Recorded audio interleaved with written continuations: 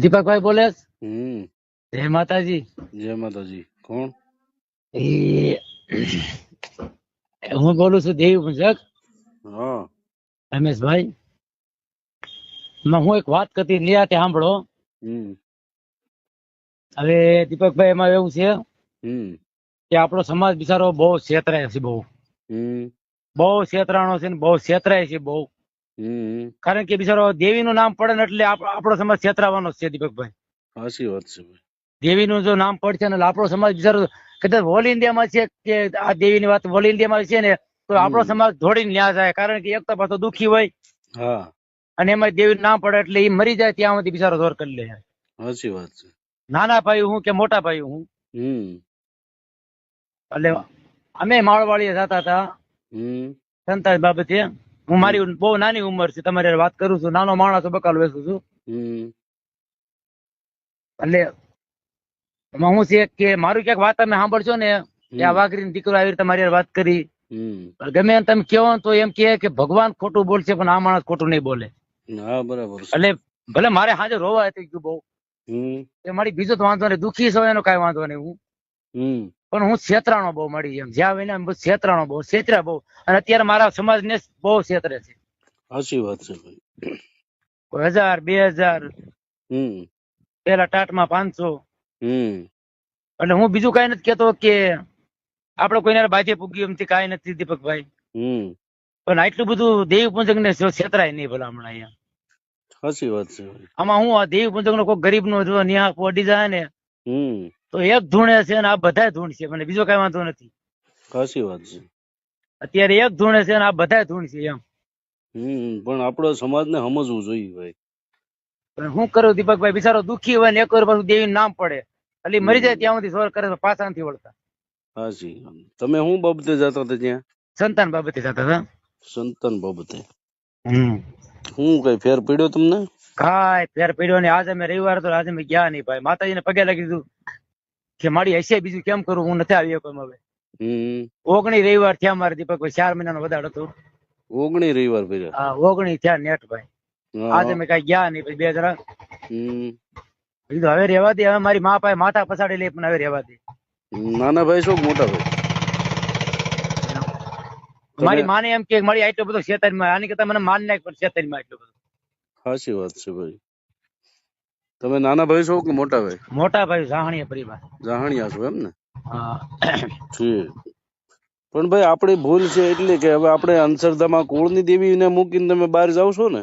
મને કીધું મારા ભાઈ બિચારા સમજાયો હતો, રેવા દે, આપણે આપણી માને પગે લાગો. છતાં હું નો સમજ્યો ભાઈ, કેમ કરું. માળવાળી મેલડી માને તમે કદાચ ભલે ને માનો, એનોય વાંધો નથી. હા હા, પણ તમે ઘરેથી માનો. પણ મને પછી મોડું પ્રસ્તાવ થયું, પછી હું કામનું અદ્વૈત હલવાઈ ગયો તો. નહીં, હવે આ દેવી પૂજક સમાજ જો જાગૃત થઈ જાય એટલે આપણા સમાજમાં ઘણી બધી પ્રગતિ થાય એમ છે. પણ સમાજને જાગૃતતા તરફ જવું પડે.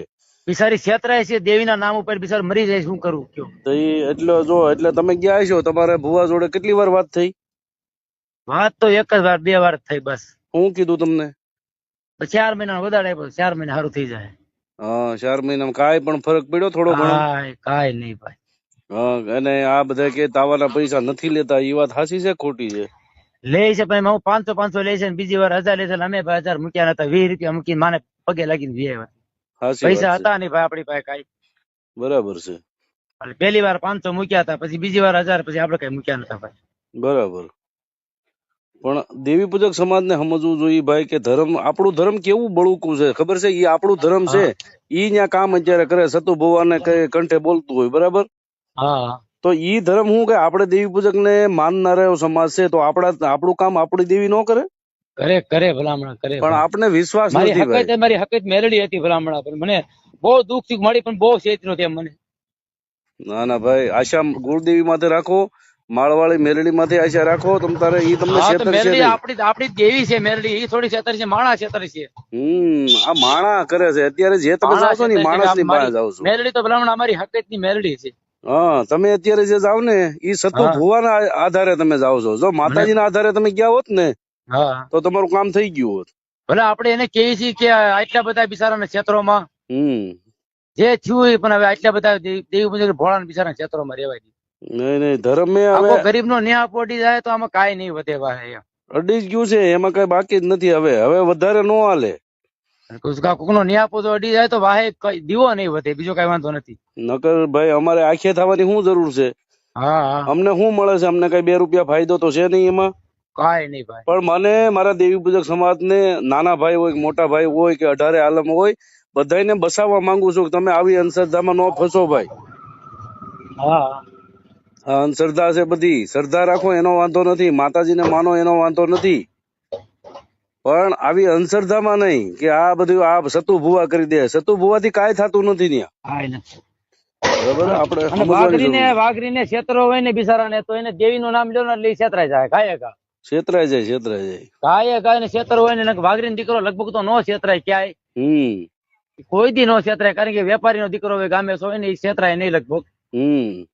પણ એને દેવી નામ પડે ને એટલે ગાયે છેતરાઈ જવાનું. સાચી વાત છે. ધર્મના નામે બધું આપણે કદાચ મોતે વાલું કરી લઈએ. મોતે રે કાળજા કાપીને હવન માતા મૂકી દે કે આ હવન લઈ લેતું હાલે. બરાબર, એટલે જ માતાજી આપણા નામના અત્યારે અહીંયા આવ્યા હોય ને, પ્રગટ થયા હોય ને. બસ એટલે આપણા નામના એટલે જ બોલતા હોય ડંકા. ભલે આપણો વડું હોય છે પણ એના નામના ડંકા કઈ બોલતા છે.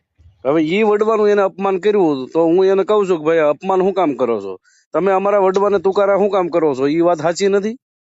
જો ગોરાઓમાં કાનવા દાદા ને દેવી, કાનવા દાદા બોલાય, જાણિયામાં લુણખા દાદા ને દેવી, ઈ દાદા બોલાય. હા, છતાંય હું છે મારો દેવી પૂજક બિચારો ભોળો છે, પણ છતાંય મારી માં એને સમજાવે અને પાછા વાળ લેતો. નહીં વાંધો નહીં. માતાજી પ્રગટ થઈ ગયા છે, માતાજી જાગૃત થઈ ગયા છે, અને માતાજી પરસાઈ બતાવવા માંડ્યા છે. તમે જોજો હમણાં થોડી વારમાં. આવા કોઈ દેવી પૂજક ના દીકરાને કોઈ દી કોઈ પણ હું ગમે એમ કહું છું આટલા બધા નો છેતરતા બિચારાને. હા, આમાં હું કોક નો ન્યાય પોડી જાય ને તો ધૂણતા બંધ નહીં થાય બધા. સાચી વાત છે. એને બહુ ધૂણવું છે ને, પણ માતાજી એટલા એને ધૂણાવશે ને તો આખી જિંદગી એને બંધ જ નહીં થાય. અને અત્યારે હું તમારી યાર વાત કરું છું, એવો માણસ વાત કરું છું કે ક્યાંક જાણવું હોય તો જાણજો. ગમે એને પૂછો ને કે આ માણસ નો ફોન આવ્યો તો આ માણસ કેવો છે, ગમે એ વાઘરી દીકરો એમ કે ઉપરથી ભગવાન ખોટું બોલશે પણ આ માણસ ખોટું નહીં બોલે. સાચી વાત છે ભાઈ. હાલો, જય માતાજી દીપકભાઈ. ભલે કઈ વાંધો નહીં. ઉપાધિ કઈ કરતા નહીં ભાઈ. એ મારી વિશ્વાસ રાખો.